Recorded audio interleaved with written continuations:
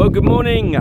This is Ian R. Crane. It's the morning of Monday, the 16th of April 2018. And the camera's facing the other way at the moment. And what you're looking at is the ringing, singing tree. This sculpture on the hills of East Lancashire. And above the wind noise, you can hear this eerie tone. It's like a sculpture of organ pipes.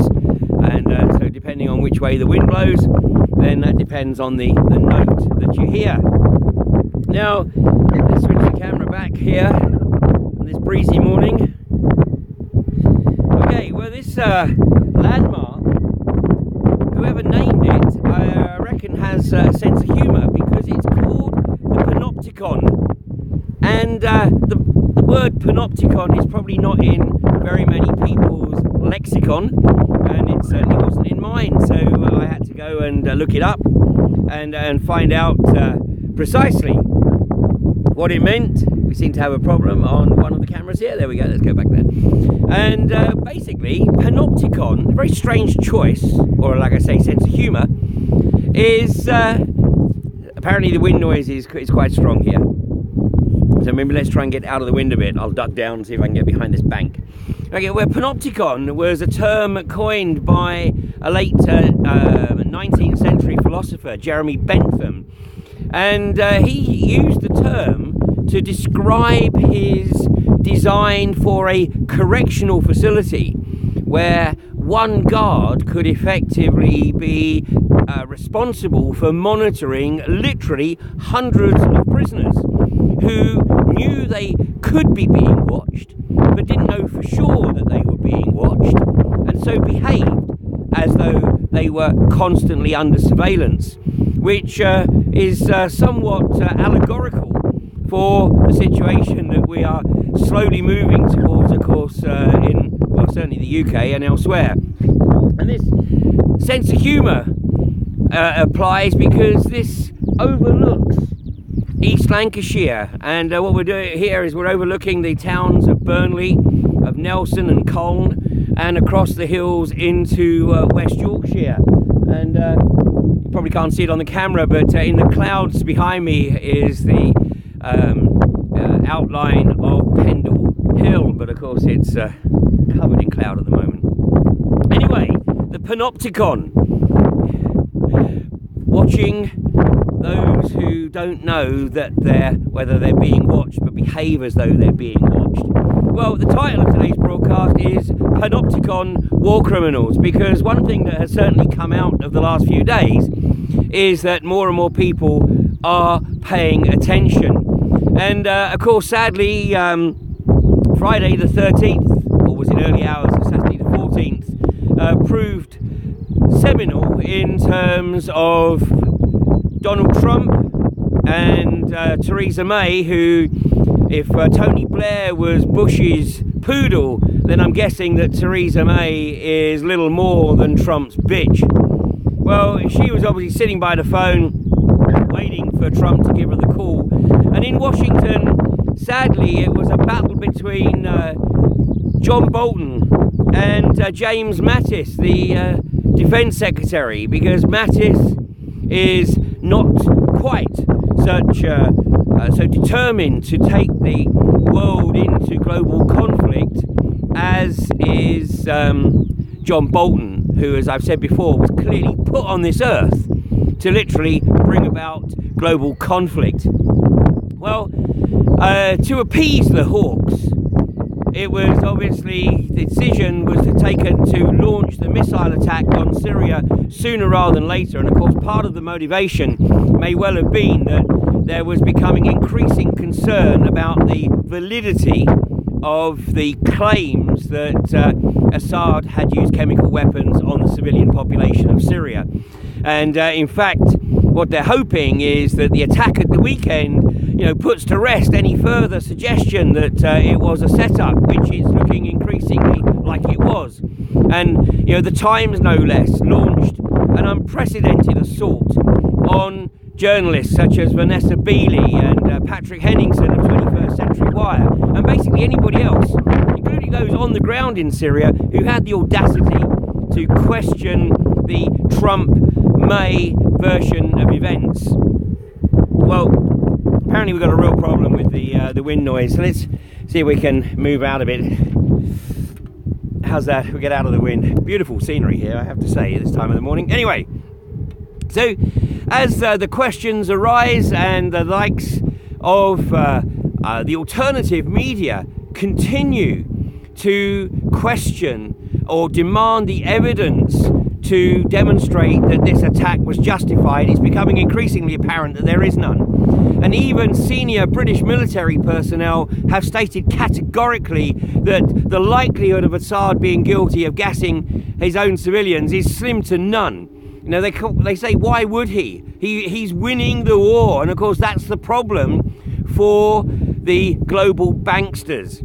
And you know, they desperately want to destroy Syria in the same way that they have destroyed Iraq and Libya. And you know, the reality is, of course, that if Assad is removed from power, then it will be the end of the Christian communities that have lived in Syria peacefully alongside the Muslim communities for many hundreds of years. And we will see the same brutality emerge as we've seen in the failing states of Iraq and Libya, thanks to the Western agenda for global hegemony. So the headlines of the British press today are, of course, particularly the right-wing press, are calling for people to support Theresa May. Well, the reality is that to support Theresa May is to support the ongoing campaign to literally destroy sovereign nations that have the audacity to have found a way to operate outside of the control of the global banksters and refuse to use the petrodollar as their reserve currency. And that's no conspiracy theory whatsoever. It's just a fact that all the countries that have been targeted over the past decade plus are countries that have found ways to operate outside of the Rothschild-controlled global economy. And so consequently, Syria is next on the list. And of course, if they can pull Russia and China into the same conflagration, then as far as the hawks are concerned, job done. So May the 3rd is an election day in many towns around the country and rural areas. So it's an opportunity to absolutely spank the aggressive agenda of Theresa May. I wouldn't even say it's all the Tories, because I know that there are a number of Tory MPs who have called upon Theresa May to take this to Parliament before launching the assault. Bit late now, of course. But there are other Tories who said, no, Theresa's got to make the decision, because they didn't want to be tarnished with the label of war criminal. Well, I'm afraid that everybody who has effectively permitted Theresa May to perpetrate this crime is effectively guilty of a war crime. So please do your own research, but all of the polls that were conducted by the independent media prior to the weekend assault on Syria demonstrated that there, at best, about 25% of people in this country had any kind of support for unleashing that assault on Syria. But what really occurred? Well, I think that Mattis must have called his counterpart in Russia and said, look, can you find us a few buildings that maybe Bashar Assad wants demolished? And you know, then what we can do is we can agree on the targets. We can unleash this missile attack, and of course in our media we can claim it was a tremendous success and appease the hawks. But in reality, of course, you know, no one's going to get hurt. We'll tell you where the missiles are coming, and you know, we'll do Bashir a favour, because we'll demolish these buildings and save him the demolition costs, which seems to have pretty much been the outcome. Well, if anybody was injured, I get the sense that it wasn't intentional, because it looks like there was indeed a game plan to make this pure theatre. But it's theatre that potentially could lead these nations into global conflict. So once again, please do your own research. Let your MPs know that you do not support this agenda of aggression. And of course, on May the 3rd, if you have the opportunity in your local authority elections, then let's make sure the Tories are totally spanked. Now elsewhere, what's occurring on the anti-fracking campaign? Ooh, this is a long way down here, and I have to get up, and I'm afraid you're going to have to endure a bit of wind noise perhaps. Well, things are still moving forward in the anti-fracking campaign, and of course once again May the 3rd is another opportunity to spank the Tories, because they're the only party now that wants to pursue this unconventional gas agenda in the UK. And in North Yorkshire last week, the Minerals and Waste Plan was up for discussion, and much to the chagrin of the industry and their puppet lawyer, Natalie Liven, the only person I know whose name, her first name and family name has the word lie firmly embedded in it. Anyway, she was advocating that there basically should be pretty much no exclusion zone between residences and any frack pad. But North Yorkshire County Council seem to be holding their own here, and are looking to implement a 500-metre exclusion zone from any residential property or any property that is used for public use. Well, there is precedent for this, and that precedent is Dallas, because in the city of Dallas, nearly 4.5 years ago now, the city of Dallas decided that it needed to do something about the march of the fracking industry, and so it established a 500-metre exclusion zone. Actually, it was 1,500 feet, but okay, 500 yards. So they established this 500-yard exclusion zone in the city of Dallas, which effectively established a ban on fracking in the city limits. And of course, Natalie Liven has claimed that the North Yorkshire County Council determination to implement the 500-metre exclusion zone is effectively a ban. Well, so be it. And I think that it's fair to say that if the city of Dallas thinks it's appropriate to have a 500-yard exclusion zone, a city that was effectively built on oil and gas, then it's not inappropriate for that same exclusion zone to be the starting point for discussion here in the UK. So well done to all the people that have been involved in helping North Yorkshire County Council in the preparation of its Minerals and Waste Plan. Well, at PNR, word reaches me that PNR is perhaps further down the road towards the frack than many people are aware, and Quadrilla, learning from the lessons of Third Energy, are not going to wait until they've got all the frack kit on the pad to make their application to Greg Clark to start the actual fracking operation. So word reaches me that they have or are literally about to submit that application to frack. Well, maybe now is the time to really take a look at the work that has been undertaken by Helen Chunso actually in recent weeks and months, because she has been trying to get Lancashire Fire Service to share their emergency evacuation plan for the Preston New Road area and the surrounding communities in the event of a major incident like a blowout, which of course we've seen quite recently in the USA with XTO. In fact, that was their second blowout in 7 months. So, you know, obviously these things do happen, and certainly when you've got a cowboy outfit like Quadrilla, the likelihood of them happening is greater than them not happening. Well, Lancashire Fire Service seems somewhat reluctant to release their emergency evacuation plan, and so Helen had to really push to get a response, and eventually what she got was 15 pages of lag.